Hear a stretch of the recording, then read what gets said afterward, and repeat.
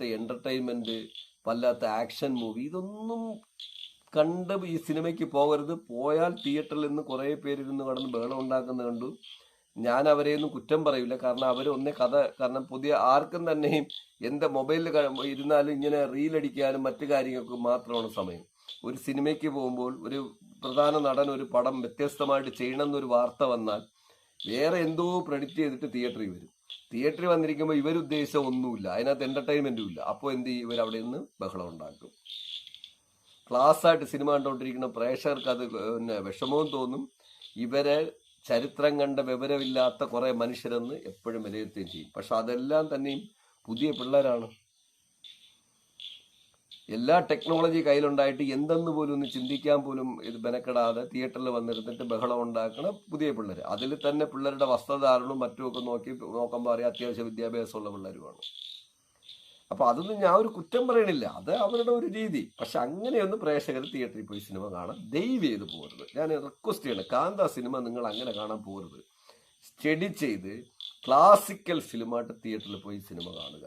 അപ്പോൾ നിങ്ങൾക്ക് തീർച്ചയായിട്ടും എന്താണ് യാഥാർത്ഥ്യബോധത്തോടെ എന്നുള്ളത് മനസ്സിലാക്കാൻ പറ്റും. പോണതിന് മുമ്പ് ഞാൻ പറഞ്ഞല്ലോ, നിങ്ങളെ വീട്ടിൽ ഏതെങ്കിലും ഒരു ചെറിയൊരു സംഭവം എടുത്തിട്ട് നിങ്ങളും ചിന്തിക്കും, ഒന്ന് വിഷ്വൽ ചെയ്താൽ എങ്ങനെ ഇരിക്കും, അങ്ങനെ വരുമ്പോൾ എങ്ങനെ ഇരിക്കും, അതിന് മ്യൂസിക്കും കാര്യങ്ങളും കൊടുത്താൽ എങ്ങനെ ഇരിക്കും. അതാണ് അങ്ങനെയുള്ള സിനിമയാണ് ഈ കാന്ത എന്ന് പറയുന്ന സിനിമ. ഈ സിനിമ കണ്ടു വളരെ സംതൃപ്തിയോടെ ഞാനിതാ തിരിച്ചു വന്ന് ബ്ലോഗ് ചെയ്യാണ്.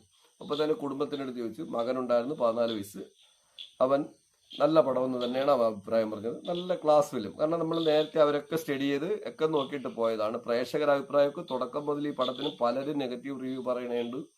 ആ നെഗറ്റീവ് റിവ്യൂ ഒക്കെ എന്ന് പറഞ്ഞു കഴിഞ്ഞാൽ, നെഗറ്റീവ് റിവ്യൂ സിനിമയ്ക്ക് പറയുന്നിടത്തൊക്കെ ഞാൻ പറയണു, നിങ്ങളുടെ അറിവില്ലായ്മ ആർക്കും ഒന്നും ചെയ്യാൻ പറ്റൂല. കാരണം എന്തെങ്കിലുമൊക്കെ സ്വപ്നം കണ്ട് സിനിമയ്ക്ക് പോകല്ലോ. ഓരോ പടങ്ങളും അവരെടുക്കുമ്പോഴത്തേക്ക് അതിന് ഓരോ രീതിയുണ്ട്. അത് എന്റർടൈൻമെന്റ് സിനിമയായിട്ട് ഇറക്കുമ്പോൾ എന്റർടൈൻമെന്റ് മോശമാണെങ്കിൽ നിങ്ങൾ ഒരു കുമ്പും ചീത്ത പറയും.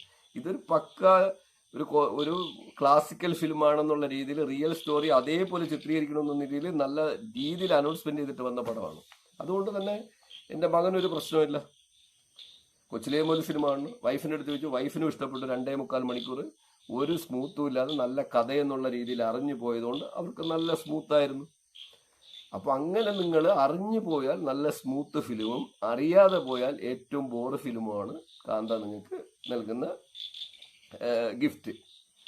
അപ്പോൾ ആ രീതിയിൽ ഈ ചിത്രം കണ്ട് മടങ്ങി എത്തിയിട്ടാണ് ഞാൻ നിങ്ങളുടെ മുമ്പ് ഈ ബ്ലോഗ് ചെയ്യാൻ കരുതി ഇത്രയും കാര്യങ്ങൾ വിശദമായിട്ട് പറഞ്ഞത്. ഇനി കാന്ത എന്ന് പറഞ്ഞ സിനിമ കണ്ടിട്ട് തിരിച്ചിറങ്ങിയപ്പോൾ കണ്ട ഒരു ഇൻസിഡന്റ്